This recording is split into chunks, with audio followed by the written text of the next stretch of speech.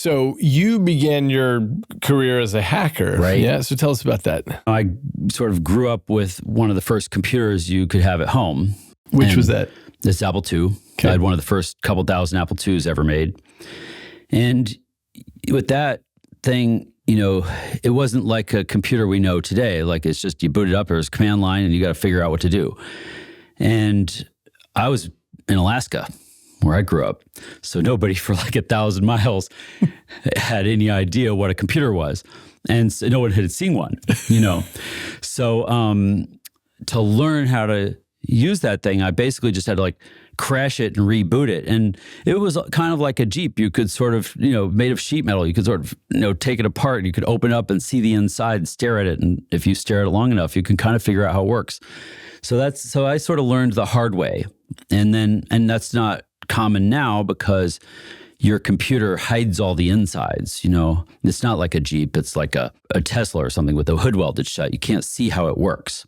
And so, by the time I, got, say, out of high school or something, I was, I knew a lot about computers relative to the rest of the world. And so then we started putting people on the internet,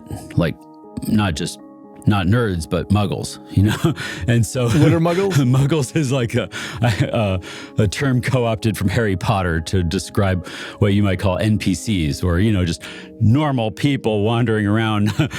We put these people who are not wizards on the internet, and they cause problems, or they're vulnerable to problems, let's say. And so we try to figure out how to make things more secure, but the way that you do that is by breaking them first.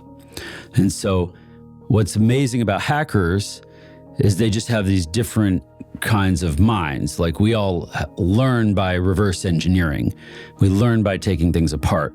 So like if you get a new gadget and give it to your mom, she might ask you, what does this do?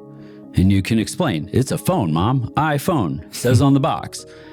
But if you give a gadget like that to a hacker, then the question is different. The question is, what can I make this do? And hackers will flip it over and take out all the screws and break it into a lot of little pieces, but then figure out what you can build from the rubble.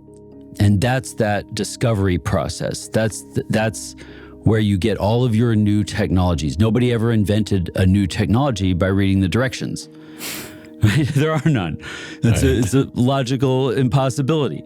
And so those kinds of minds, the people who think that way, are super valuable.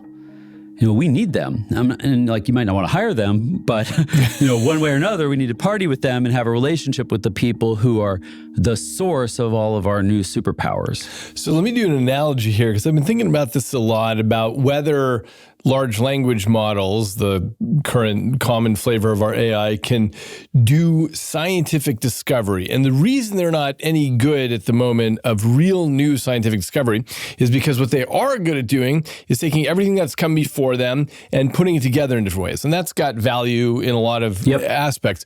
But what it doesn't have value in is saying, hey, what if all this is wrong and there's a totally new way to do this? It's the equivalent of taking the thing apart and saying, what can I do that wasn't thought of before with these pieces and parts? And a big part of really making scientific progress is to assume that some fraction of everything you've learned, all the models you've learned before you, is incorrect, some fraction, and there's a different way of doing the whole thing. And so there's an analogy, a parallel here between what a scientific discoverer does and an inventor and a hacker. Yeah, it gives me pause thinking about this problem because you can fake a lot with a random number generator. So if you look at what an LLM is doing now and you ask it the same question every day for a week, it's going to give you slight variations of the same answer. And that's because by design, they have thrown in a random number generator just to make it, feel like it's, more of human, because humans would kind of give you a slightly different answer every day too.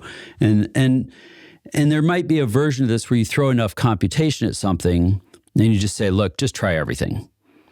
And certainly in a focused domain, you can do that. And we do that. That's what we're doing with drug discovery and molecules and protein folding and stuff. And you can't try every possible way a protein can fold without it being very computationally expensive. But we add in some heuristics to say, well, probably it's this, and here's a bunch of other ones, so maybe copy those and try one variation at a time. And we just run every possibility. And so there is a kind of discovery that I think is possible there. I don't know what the bounds on it are. And so I don't want to say like computational models will never do scientific discovery or invention. We might be able to make models that do that. I don't think the LLMs as we know them are the right kind of model to do that right now, because they are so heavily trained on just what humans did. What they do is they interpolate. They don't extrapolate. They don't say, hey, what if all this that I learned, that I digested is incorrect, and there's a different way of looking at it, and then here's a new idea, and I'm going to simulate that forward and think about, that would explain the data in a better way. Yeah. They're just not architected to do that. I had in the book, I have a story about one of my friends who I think of as one of the best living inventors. But his name is Rodney Mullen. And Rodney...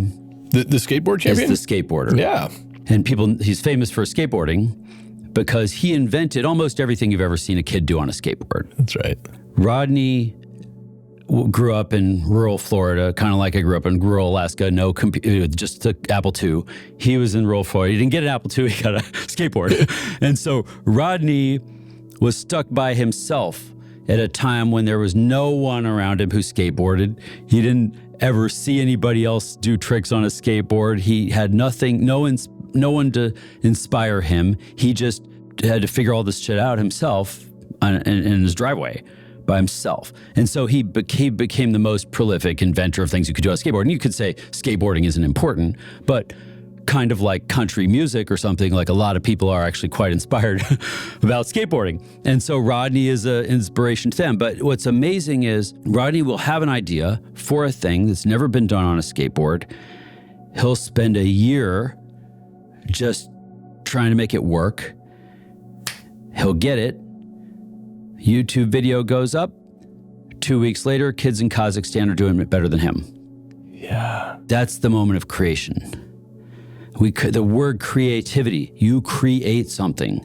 The world didn't have it before. You created something. And even if it's just a skateboard trick, that's creativity. And you could see it in Jimi Hendrix. You could see it in, I don't know, like Jonas Salk. You could see it in these people. And I think that we need to find a way to have a better, more mature relationship with that, celebrate that, search for these people, support them, help them. I mean, what happened we used to have patrons for artists. Oh, yeah.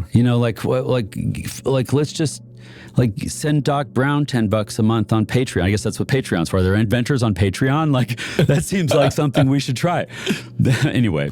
No, that's a really good point, because one can write grants off to the government and so on, but there are a very limited number of people looking for inventors to fund them.